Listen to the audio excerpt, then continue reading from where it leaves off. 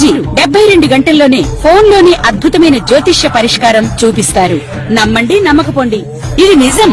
శ్మశాన కాళి రుద్ర చౌడీదేవి ఆరాధకులు నంబర్ 1 వశీకరణ స్పెషలిస్ట్. గురూజీ మనిషి పుట్టుక నుండి చనిపోయే వరకు వచ్చే అన్ని క్లిష్టమైన సమస్యలకు పరిష్కారం ఇక్కడ లభిస్తుంది. విద్య, ఉద్యోగం, వ్యవహారం, స్త్రీ ప్రేమ, పెళ్లి, సంతానం, స్త్రీ పురుష వశీకరణం, భూవశం, భార్యాభర్తల కలహాలు, కోర్టు సమస్యలు, విడాకుల సమస్యలు, చేతబడి, అప్పుల బాధ, ఇంకా మీకు ఎలాంటి సమస్యలు ఉన్నా 72 గంటల్లోనే శాశ్వత జ్ఞానానందమయం దేవం నిర్మల స్ఫటికాకృతిం ఆధారం సర్వ విద్యానాం హయగ్రీవముపాస్మహే. అస్మదు శ్రీ గురుచరణారవిందాభ్యా నమః. సెప్టెంబర్ నెలలో గ్రహ అనుకూలతలు ఏ రకంగా ఉన్నాయి, ఏ గ్రహం ఏ సంచారం చేస్తోంది, ఎట్లాంటి అనుకూలతలు ఉన్నాయనే విషయాన్ని చెప్పడం జరుగుతోంది. ఇందులో భాగంగానే మొట్టమొదటగా రవి కన్యారాశి సంచారం. నవగ్రహాల్లో గ్రహాలకు అధిపతి అయిన రవి కన్యారాశి సంచారం చేయటం. ఈ కన్యారాశి బుధుడు అధిపతి అవటం వల్ల బుధుడికి రవి మిత్రుడే అయినప్పటికీ కూడా కొంతమేర రవి అనుకూలత ఉండి కొన్ని రాశుల వారికి ప్రతికూల యోగాలు ఖచ్చితంగా ఉన్నాయి.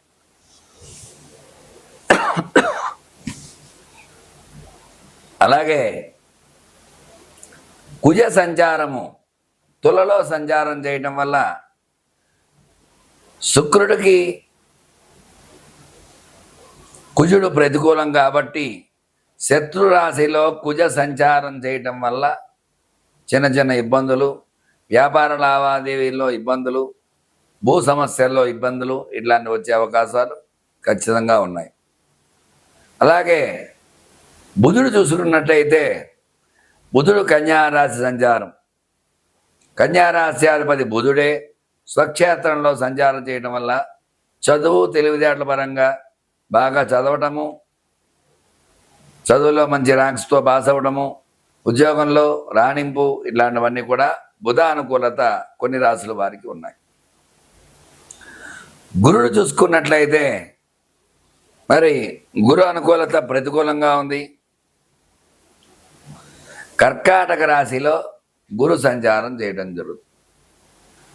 కర్కాటక రాశ్యాధిపతి చంద్రుడు అయినప్పటికీ గురు బలం అన్ని రాశులకి లేదు, కొన్ని రాశులకు మాత్రమే ఉంది. కాబట్టి గురు బలం ఉన్న రాశులందరూ కూడా చదువు, ఉద్యోగాల్లో మంచి రేంజ్లో ఉండడము, గురు బలం లేనటువంటి వారు ప్రతికూల యోగాలు ఉన్నాయి, కొంచెం జాగ్రత్త వహించాలి. మరి శుక్రుడు చూసుకున్నట్లయితే శుక్ర సంచారం ఈ కన్యారాశిలో శుక్ర సంచారం చేయడం జరుగుతుంది.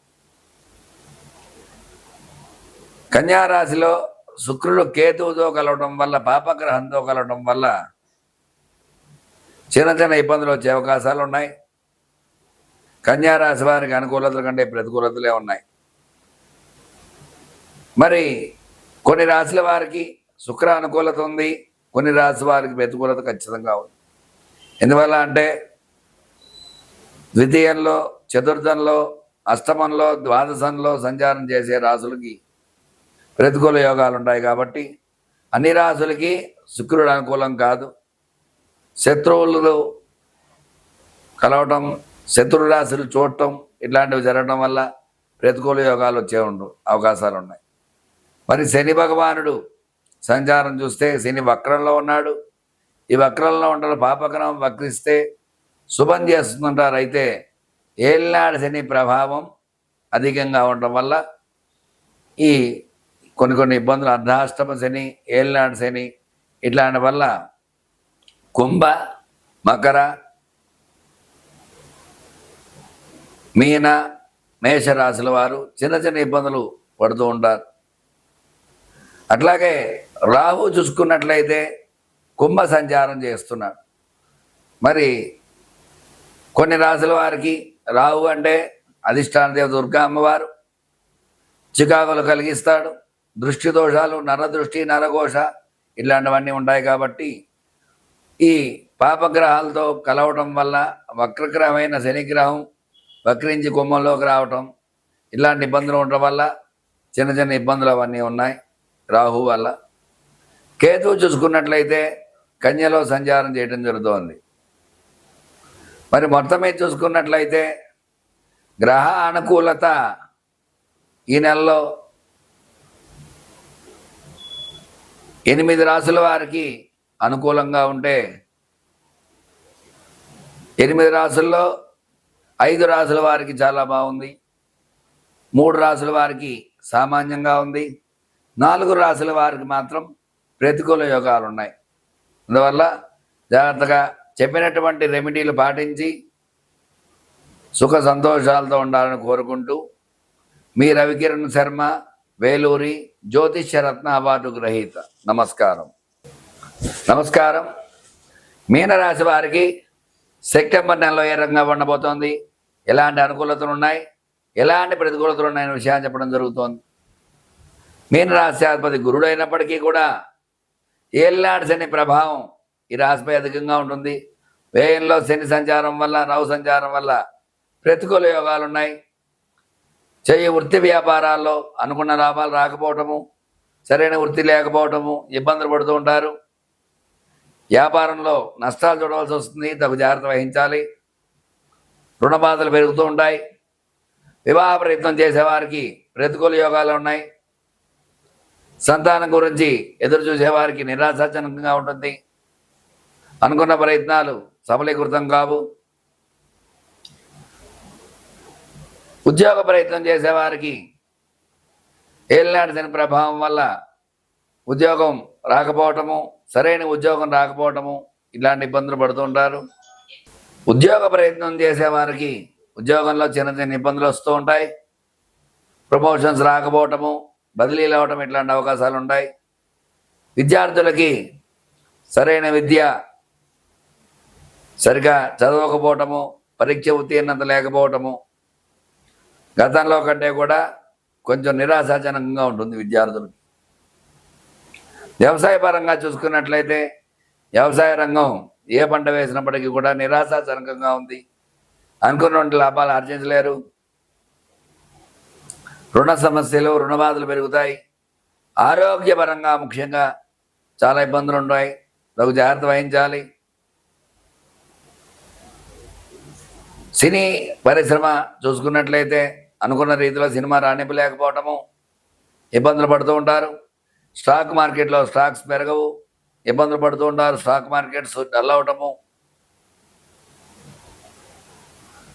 రియల్ ఎస్టేట్ పరంగా చూసుకున్నట్లయితే రియల్ ఎస్టేట్ రంగం నిరాశాజనకంగా ఉంటుంది.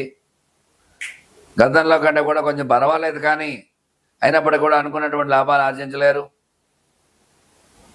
రుణ బాధలు అధికంగా ఉంటాయి. ఏ రకంగా చూసుకున్నప్పటికీ కూడా ఏళ్ళనాటి శని ప్రభావం ఈ రాశిపై ఎక్కువగా ఉండటం వల్ల చిన్న చిన్న ఇబ్బందులు వస్తూ ఉంటాయి. మొత్తమే చూసుకున్నట్లయితే ఈ రాశ్యాధిపతి గురుడు అవటం వల్ల గురుబలం తక్కువగా ఉంటుంది.